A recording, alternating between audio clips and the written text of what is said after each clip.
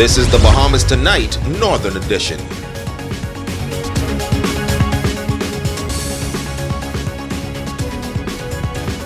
This is the Bahamas Tonight, the Northern Edition. Good evening, all. I'm Megan Shepard. Thank you so much for tuning in. The 2021 general election is just 2 weeks away, and thousands of Bahamians around the country will head to the polls to cast their vote for the candidates they believe will help to build a better Bahamas. Tonight, the president of the Grand Bahama Christian Council is reminding citizens and politicians alike that the ultimate goal is the advancement of the country. President of the Grand Bahama Christian Council, Reverend Dr. Robert Lockhart, weighing in on the approaching general election, noting that the overwhelming number of candidates and parties vying to represent and lead the country speaks to two specific things as it relates to the desire of Bahamians. It tells you there's a lot of people interested in running the country, but it also tells us that there's probably a lot of dissatisfaction out there, not just probably with the present government because of some of the situations we've been through, but I guess with governance over the years. And it tells you that there's a segment of the Bahamian population that's really looking for some change. So I think any government that is elected need to pay attention to the fact that overall Bahamians are looking for some changes in some areas and how we've been governed over the years. Reverend Lockhart says he wants politicians to remember that the ultimate aim, win or lose, is to build a better country. He is encouraging all parties and candidates to campaign with maturity. We want them to be factual, and some of those facts may be favorable and some may not be so favorable, one side or the other, and that's okay if you're speaking truth, but at the same time, let's be respectful of one another. We're fellow Bahamians. Let's be respectful of one another, and let's be respectful and appreciative of the fact that it's praiseworthy to want to offer yourself to be a servant of the people in the capacity of political leadership, and so let's be respectful of one another.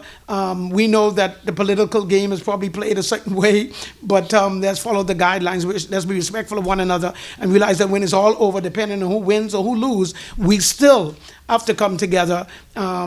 Where there's government and opposition, still have to come together and move the country forward. And when it comes to the voting public, Reverend Lockhart says it is okay to have differing points of views, but Bahamians must remember to keep unity at the center of it all. Even though politically there are different flags, but as a nation we have one flag that represents the Commonwealth of the Bahamas and represents us as a people. So let's remember that at the end of the day, we might disagree, have political disagreement on issues and how they matters in our nations, how they should be dealt with. But let's remember that we're all Bahamians, and every true Bahamian at our heart, at our core, we want what's best for the Bahamas. And when the elections are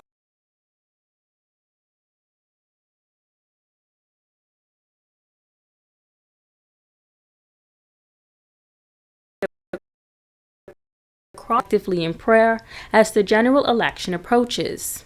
we may be unique in a sense compared to many other nations, and I pray and for us Bahamian people, let's continue to maintain that uniqueness. I believe that's what has moved us forward, as small as we are as a people, and let's continue to do that. But we look forward to working with whichever government is elected, and we'll be praying for them, and we'll be working with them and providing the support and consultation as we're committed to continuing to build a God-honoring, prosperous, successful nation that'll be an example to the rest of the world as a small nation state.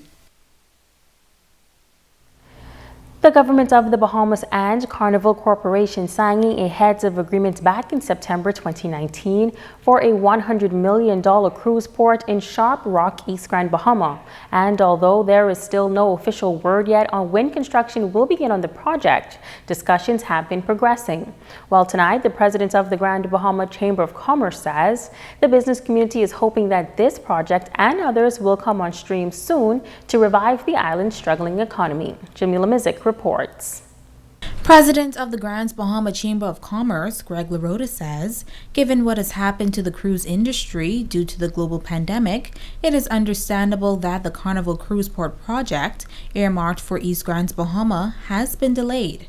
However, LaRota says the Grand Bahama community is looking forward to seeing those projects come to fruition. We on Grand Bahama, especially the business community, have been relying on some of these projects coming on stream to help to jumpstart the economy on Grand Bahama.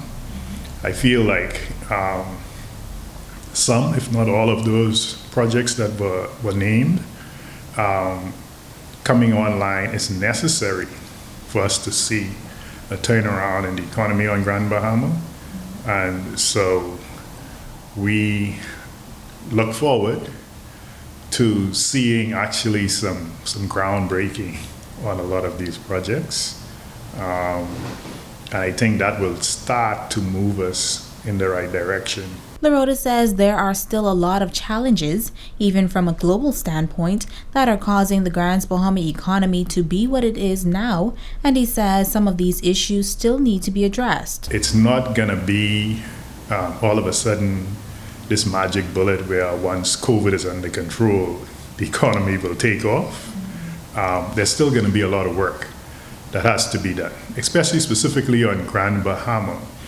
I think there needs to be more dialogue, fruitful dialogue, between the major stakeholders here on the island to get the economy going. And by major stakeholders, I'm referring specifically to the Grand Bahama Port Authority, that's responsible for the Freeport area, and the government of the Bahamas, that's responsible for the entire island of Grand Bahama and the wider Bahamas, to see if we can get some of the challenges that's causing us not to see this economy take off on the table, and then look at how we could effectively address them to move Freeport and Grand Bahama forward in the future.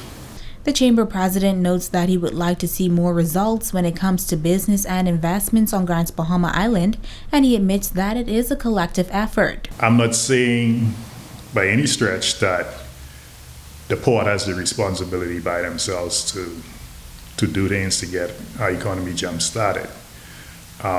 We all have to jump in and do our part. We can't sit back and rely on one company to control our destiny here in Freeport and on Grand Bahama as a whole. So the business community, the citizens, the government, all of us have a role to play. And until we get involved, come up with ideas, discuss them and find solutions to this situation, we would probably always be underperforming as an economy on Grand Bahama. Shamila Mizik, ZNS Network News. A statement from the University of the Bahamas dated September 1st, announcing that in order to remain compliant with national emergency health regulations and to protect the health and welfare of the university community, the institution's COVID-19 response policies and protocols are being continually updated and must be strictly enforced. We have the latest in this report. The latest measures announced by the University of the Bahamas include that effective today, Thursday, September 2nd, the university will move to predominantly remote teaching and learning, as well as remote operations. The only exceptions to the virtual teaching and learning mode will be courses that require face-to-face components and athletic training. The release notes that a subsequent announcement regarding these courses is forthcoming from the Office of Academic Affairs. As it relates to the university's COVID-19 vaccination policy, the release notes that the University of the Bahamas Board of Trustees has mandated that, effective Monday, September 6, all persons entering the campuses and facilities of the University of the Bahamas must show proof of being fully vaccinated or present a negative COVID-19 rapid antigen test. The rapid antigen test result must have been issued within the last 72 hours. In this instance, all persons refers to faculty, students, staff, alumni, vendors, and other members of the public. For employees who must work on campus to ensure continued operations, but who are not fully vaccinated, University of the Bahamas will cover the cost of rapid antigen tests, provided that proof of employment at UB is presented at the test site. However, members of the University Health Services or University Human Resources will receive direct instructions regarding health and safety measures that they must follow while on campus. Now, our ZNS News team understands that these new policies are still under review and are subject to change. We will continue to follow this story and provide updates as they become available. In news from the courts, 23-year-old Deontay Outen of Jonestown, 8 Mile Rock, appearing before Magistrate Simone Brown in court number 4 today on 2 counts of attempted murder. This is in connection with a shooting incident of a female in the 8 Mile Rock area last week. According to reports, on Thursday, August 26, shortly after 8 p.m., officers responded to a shooting incident at a business establishment in Jonestown, 8 Mile Rock.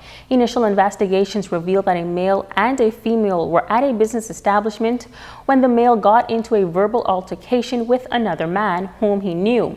Both the male and the female left the business establishment in a vehicle where they were approached by an unknown male who fired several gunshots into their vehicle. The male driver sped off and the vehicle collided with a utility pole. The female passenger received gunshot wounds about the body. The male driver fled the scene unharmed. Now in court today, Outen was not required to enter a plea and he was remanded to the Bahamas Department of Corrections until December 9th for a voluntary bill of indictment. Stay with us. There's still more news to come right after this break.